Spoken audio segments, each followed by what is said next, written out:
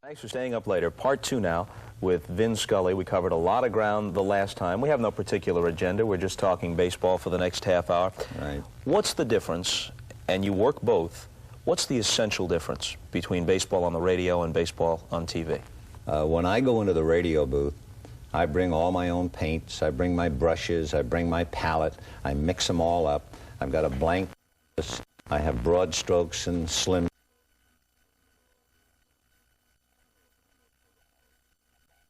And that's the best I can do on that given night, that painting. In television, I walk into the booth, the picture's already there. So all I'm doing is supplying maybe insights, hopefully, captions, some accuracy for play-by-play. But it's a vast difference because in radio I have the total freedom. I can sit down, and there's a foul ball in the upper deck, and a little kid caught it. But meanwhile, the game is going on. Television can't afford to stay on that youngster because the game is going. But in radio, I can start talking about him and Jackie Coogan and talking about how his father's probably saying, yes, well, I could have played, but Mom needed me home. And, you know, and you can do all kinds of things. You can visit on radio. Television is a director's medium, and that's it. Is there some part of you that in a strange way is perfectly aligned with the rhythm of baseball? As I said last time, there are many fine announcers, and it's a subjective thing. I could see someone preferring another announcer to Vin Scully. Oh, sure. It's just a matter of taste. Oh, sure. But you seem to be peculiarly well suited to the ebb and flow of the game. It seems that when you make your observations, you're able to make them slip into the little slots between the pitches, between the lulls as opposed to the high points of the game. You seem to be in sync with it. I think if I do all that, it would be the early exposure to Red Barber. I'll tell you a true story. I hope they're all true. Of course. The greatest radio broadcast I ever heard, I mean this, it was unbelievably brilliant. The Dodgers were playing the Boston Braves, and it was either 50 or 51. And the game was extremely important. As you know, 50, they came down to the wire with the Phillies. 51, they came down to the wire with the Giants. So this game with Boston was very important. Now, Braves field, and the Dodgers were leading by a run, and it was in September, late, and a very important game. Now, during the course of the first 4.5 innings, Red was describing the weather. It was getting bad. And now in the bottom of the 5th inning, Red was describing a storm which was approaching the ballpark. And the wind was blowing off the Charles River and on and on and on. And I mean, I was back in New York. I was cold just listening to him. Now there were 2 outs, bottom of the 5th inning, and we needed a 3rd out to make it an official game. And the batter for Boston, I think it was Sam Jethro, was going to be the hitter. And Red said, raindrops are hitting, splashing the left field wall. Now the hitter got in the box. He had the rain now hitting the left fielder, and he described the rain. And as he does, the pitch is made. Jethro, I think, hit the ground ball to Reese. He had raindrops hitting the bill of Pee Wee's cap as he fielded the ground ball. He had the rain following the thrown ball across the infield. And he said, there'll be no more baseball played here today. The Dodgers win 3-2, and the skies fell down. It was the most brilliant because he described everything at the same time. So now, a couple of years later, Red's gone, and I'm doing an exhibition game. Exhibition, thank goodness. Miami Stadium in Miami. And we're doing this game, and I look, and here's a storm in left field, and it is slowly approaching the ballpark. And I remember the great broadcast that Red had done, and I thought, you know, this would be good batting practice for me. I'll practice. One of these days I'll get a situation, and so I start. Now, a meaningless exhibition game, but still, I'm really talking about that storm, and it is just moving, and I've got that storm just about to the left field wall. It was smoke. They were setting fire to some palmetto groves out there. So he was the best. And if I can do anything at all, it's all because of him. All because of that early exposure. I would marvel and how he could tell a story and not miss a pitch and not distract from the game. It was unbelievable. And here is Dominic DiMaggio. He was the only player in the All-Star game on either side to be wearing glasses. He's not nearly as big as Joe, but he spreads those feet even wider, believe it or not. He's really planted up there. Big red 7 in the back of his blouse. There's his brother Joe at second. Dom waiting at the plate, swings and fouls it back. Nothing in 1. This is the brother act. Greatest in the major leagues today. Can you try and capture what the Dodgers meant? There have been other great ball clubs, other ball clubs colorful in their own way, but the Dodgers were a slice of, I don't think it's overblown to say, a slice of sociology as well as of baseball history. Absolutely. You have to remember, in New York, you had the borough of Brooklyn, which way back when was looked down at by New Yorkers. That's where the origin of Dodgers came from. People who lived in Brooklyn in those days, because of the number of trolleys, were called trolley Dodgers. It was also a melting pot of people from Europe and wherever. And one of the things that brought them all together was the team. The team they could really relate to. It was one step ahead of the process servers and going bankrupt, and they understood all that. It was also, if they did anything well at all, an answer to the lordly spires of Manhattan and the bankers and Wall Street. And so it meant more than just a team to a city. Red Shane Dean, Johnny Logan, and Eddie Matthews. Lucky Strikebone spoke rings to you, wishing you the very best from Ebbets Field. Magley back again, 2-1. The pitch is belted high and deep to right field. Samoli to the base of the wall looking up at it, and this one is out of here, over the screen and gone. Red Shane Dean sits a 2-1 pitch over the screen into Bedford Avenue, and the Braves have picked up a run in the first inning. You can't separate Jackie Robinson from the story, though. An integrated baseball team that seemed, in the wake, I guess, of World War II, to those who had the proper perspective, seemed to embody what the game should be as a representation of American ideals. Jackie will forever, to me, be the only black player. I mean, all of the other players who have come along since just happen to be another color, like I'm a redhead and you're not. But Jackie was the first, and the impact was overwhelming, overwhelming. And he was a very strong man. He was selected by Branch Rickey for his, not only his playing ability, but I think just as much his ability to sustain under pressure and maintain under pressure. And he felt a tremendous amount of it. And he was a remarkable player who could rise to the occasion. He was very sensitive about his role, and I remember in the early days we would play Barnstorm in the South, and thousands of black people who they didn't have a nickel, but they had saved up to come to that game, and some of them would celebrate, and they would bring whiskey, and they were going to make a party, a festival out of it, and Jackie would be furious because he would say to them, "This is not a party. Behave yourself. This is important. And he was so conscious of that. He was quite a man, quite a man. What was he like day to day, in the clubhouse, in the hotel lobby? Very respected, very independent as he grew older and accustomed to the role. And I'll tell you one story. The Dodgers had a pitcher named Dan Bankhead, who was black. And Dan was a very easygoing, soft-spoken, gentle kind of a soul who was, and I don't mean this in any other way, but almost like an Uncle Remus. He wore reading glasses down here, didn't speak much, but when he spoke, everyone listened because there was so much sense behind it. This particular day, Jackie Robinson was involved in the last out of the game, and he was called out and the game ended. Jackie thought he was safe. Dodgers lost the game. Went into the clubhouse. Jackie was furious, throwing spikes into the iron locker, slamming chairs around, and everything was quiet. They were just letting him blow off steam. At the far end of the Ebbets Field clubhouse, and they dressed in a pecking order, so Robinson and Reese were right up by the front door like the best table in a restaurant. Dan Bankhead was back near the showers, you know, and Dan was sitting there this day with a little towel across his loins and the glasses here, and hands folded on his chest, and like everyone else, listening to Jackie vent his spleen. And all of a sudden, Bankhead said, "Robinson." And Jackie stopped. It was absolute silence. And Dan said, you're not only wrong, you is loud wrong. And do you know, I've never forgotten that. And one of the prayers that I have about broadcasting, dear God, I know I'm going to be wrong every now and then, after all. Please don't let me be loud wrong.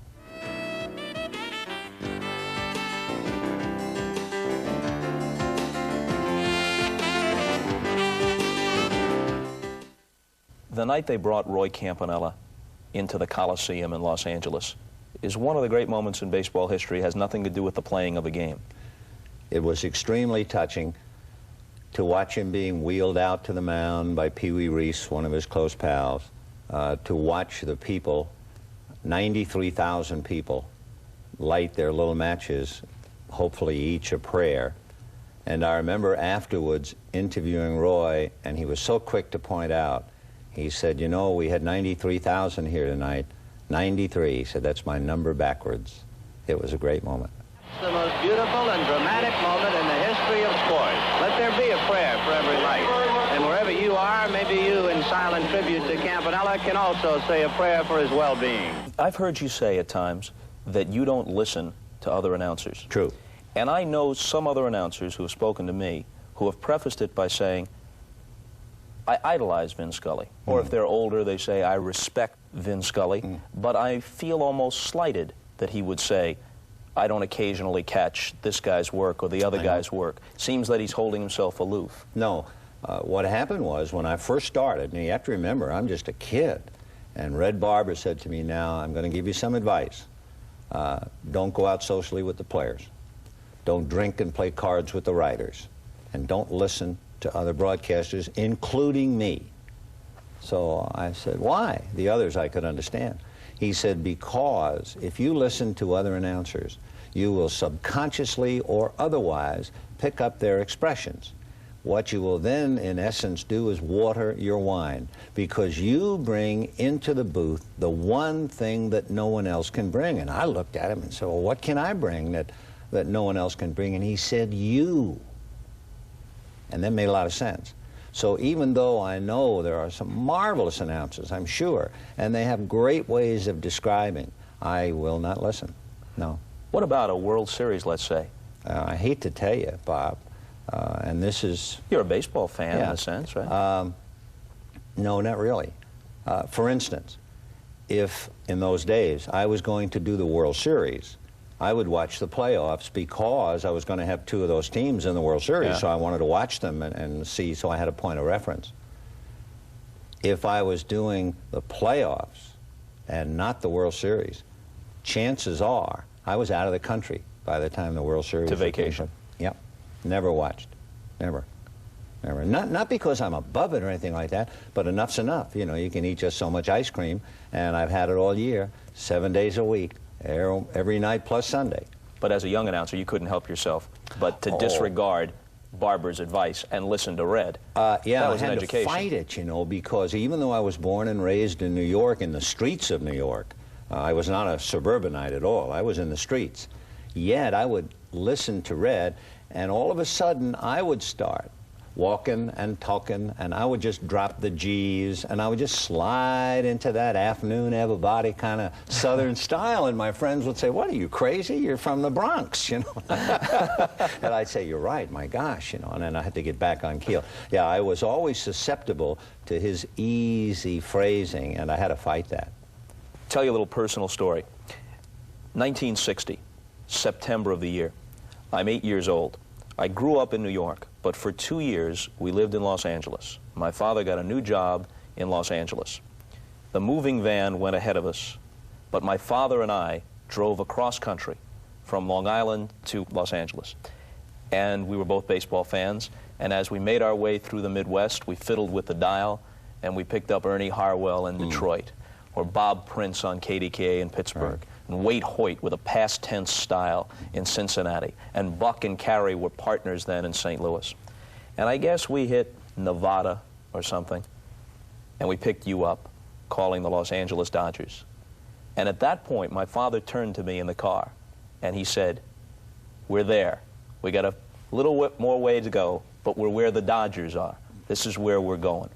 So many people got their indoctrination to big league baseball on the West Coast from listening to you? I'll be very honest. As you told the story, you know what my reaction is? I envy you that you had a relationship with your father in a car driving across the country. Because my dad died when I was 4 1/2. My mother remarried a lovely, quiet, pipe-smoking Englishman who wouldn't have known baseball from a snowshoe. So it's interesting. As you were talking, I was thinking, isn't that nice? An 8-year-old boy with his dad listening to the games.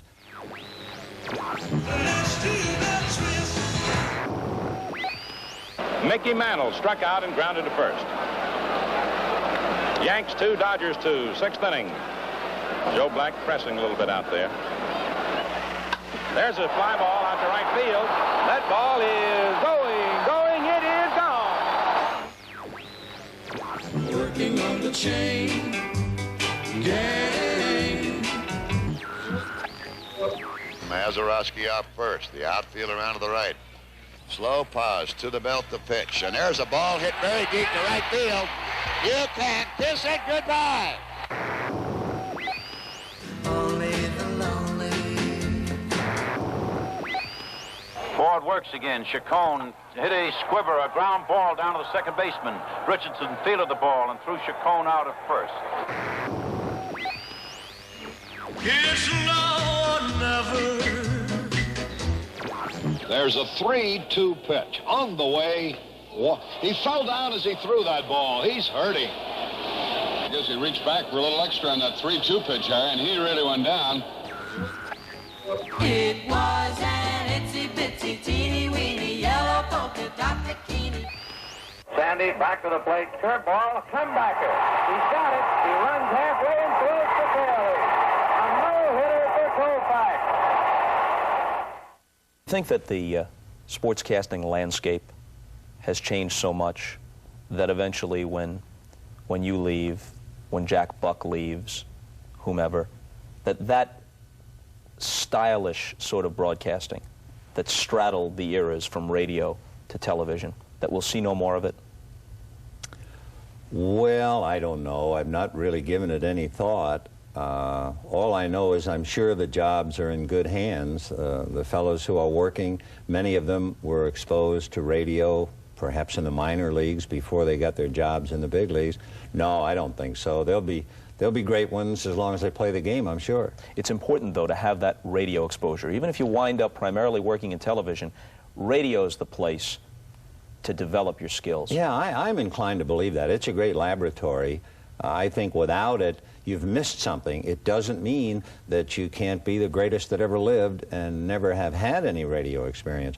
But for all of us who are average, it was a great place to experiment, to learn, to split your infinitives and dangle your participles. It was a wonderful, wonderful learning ground. The Tigers let Ernie Harwell go. He's finishing up his final season. And people outside Detroit might have been surprised by how passionate the reaction to that was. But there is a relationship between a veteran local baseball announcer and his audience that's really unique. Yes, and Ernie's unique. Ernie is a lovely man. So the people in Detroit love him. And I believe he's going to be 74 this year. It's not for me to say, hey, 74, it's time to hang it up anyway.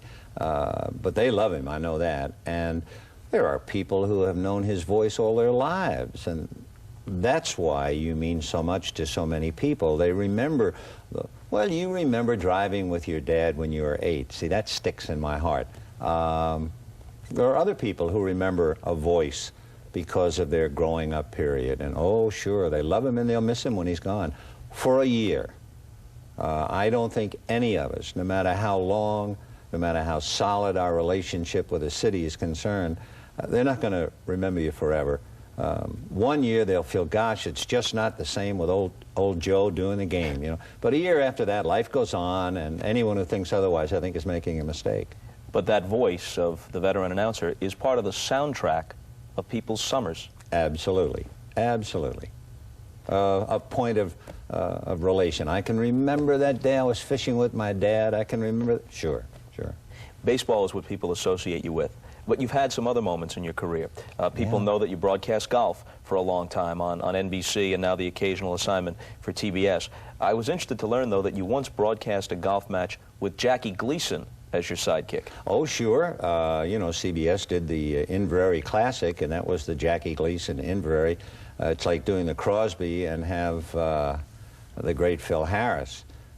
Phil is one of the more memorable people, and one of my favorite quick stories. On Saturday on CBS doing the Crosby, it's Celebrity Day, and so they stick pretty much with the celebrity golfers. And this Saturday, the first shot showed Jack Lemmon in the sand. And all during the early minutes of that tournament, wherever we went, we'd go back, we'd pick up Jack Lemmon, and he's in a sand trap. And we finally pick him up at 18. Phil has not said a word. Pick him up at 18, he makes his approach to the green, he's in the sand. We leave him, we come back, he hits out of the sand, flies the green, into the sand on the other side of the green. And now Phil Harris speaks. And he said, and if you're old enough, this'll be good.